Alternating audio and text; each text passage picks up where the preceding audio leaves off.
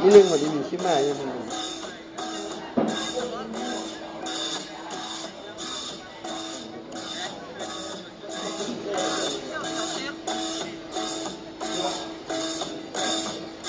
มีไอโฟนเข้าบันไดลิ้นด้นแล้วเข้าบุกเซลกดซื้อ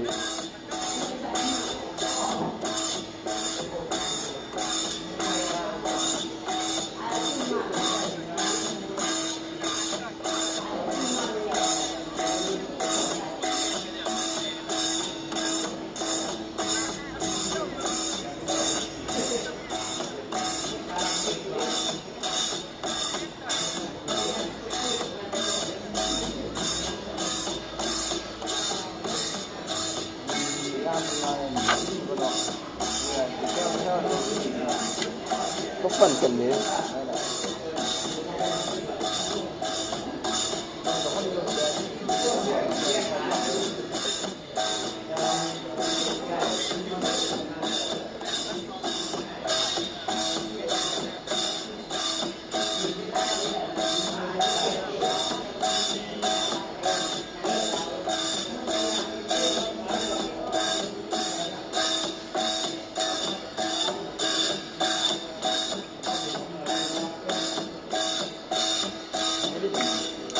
จะลิ้นหรือว่า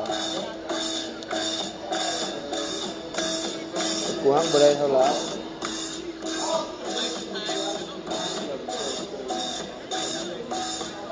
อันนี้ใช้ง่าย